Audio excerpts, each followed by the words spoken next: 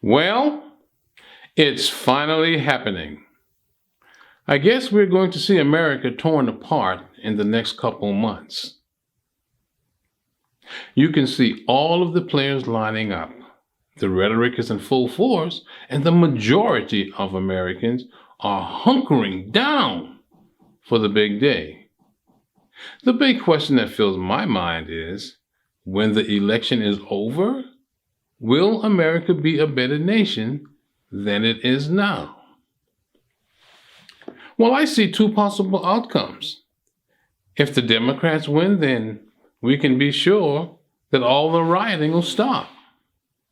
With the use of fear and intimidation, they will have gotten what they wanted. Then, if the 78-year-old Biden does not finish out his term, America will have the near 60-year-old Kamala Harris, a woman of color, and a bona fide liberal socialist from California, as president of the United States of America. That, I believe, would be very unfortunate for America. When she was the district attorney for San Francisco, and later as the senator from California, Harris made it quite clear that she is not concerned about the Constitution. So I can see no reason that she won't, as quickly as possible, appoint liberal justices to the Supreme Court, and as quickly as convenient, this Kamala Harris will replace the Constitution with some form of international law. The liberals will, of course, argue that this brings us in alignment with Canada and Europe. So, well, what can we expect if that happens?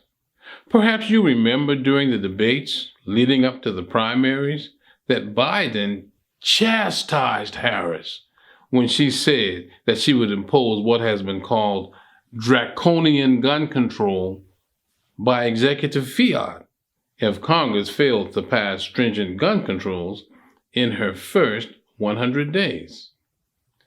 When confronted by the fact that the Constitution prohibits such action, she basically laughed it off.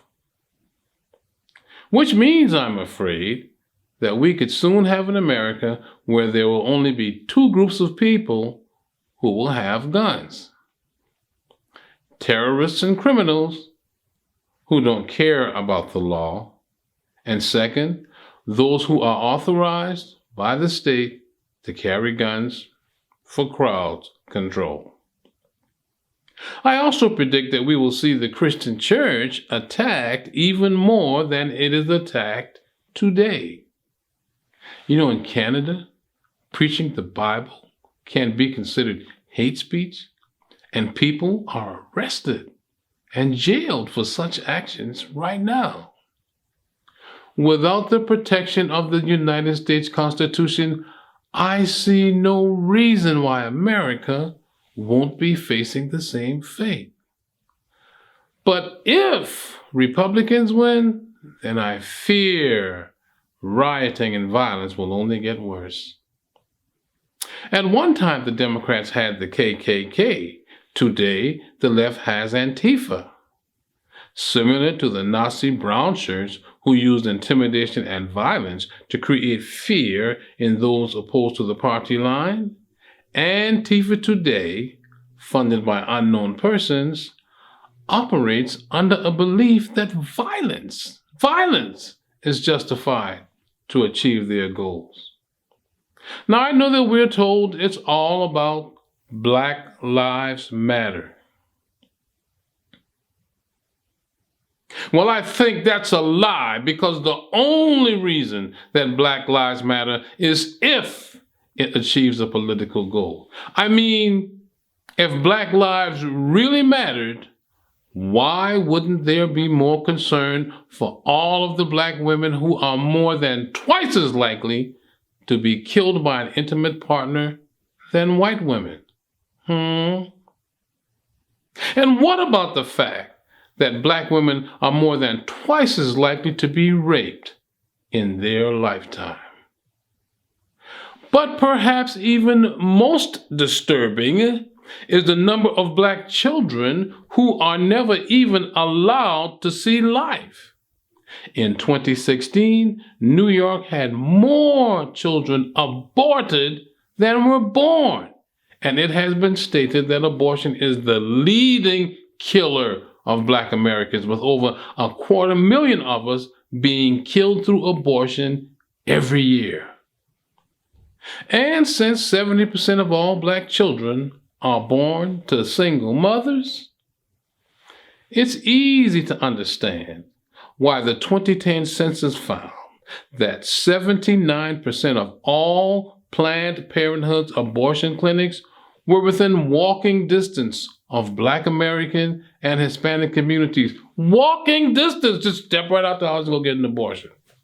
And will someone tell me how a few dozen black men engaged in possible criminal activity who refuse to obey a lawful command from a police officer represent the whole black race in America?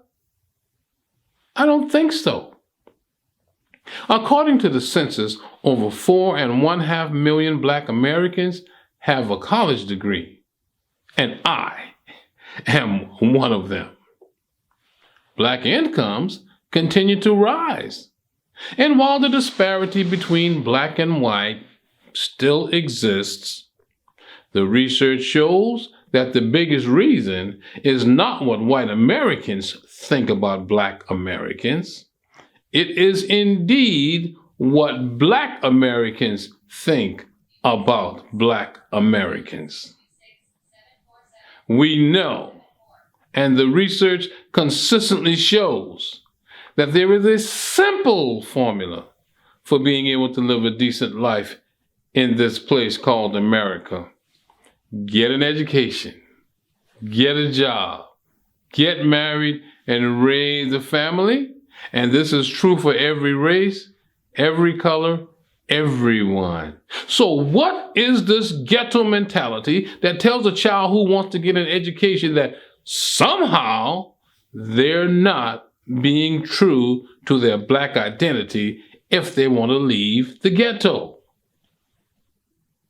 Well, it's not my identity, nor the identity of millions of other black Americans who study, work, and live to better themselves every day.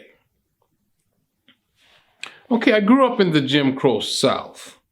I attended an all-black high school, elementary school, sat in the colored section of the movie house and the local restaurants. All this is true. And you know, I never even thought of using a white-only restroom. But my ancestors and the civil rights movement struggled to end the injustices of the past, and we've seen radical changes in America over the last 70 years. But now they're trying to tell us that nothing has changed. I know that's not true. And you know that's true because it's a lie. But why does this rhetoric continue? What do they have to gain by tearing America down instead of looking for ways to help America be a better place to live for everyone? Well, I'll discuss that next time. But as far as America becoming a socialist nation is concerned, I'll conclude with this statement. There is not a single socialist country anywhere on the planet, now or in the past, that I would rather live in. America is a great country, and we can either tear it down or build it up, and it really is our choice.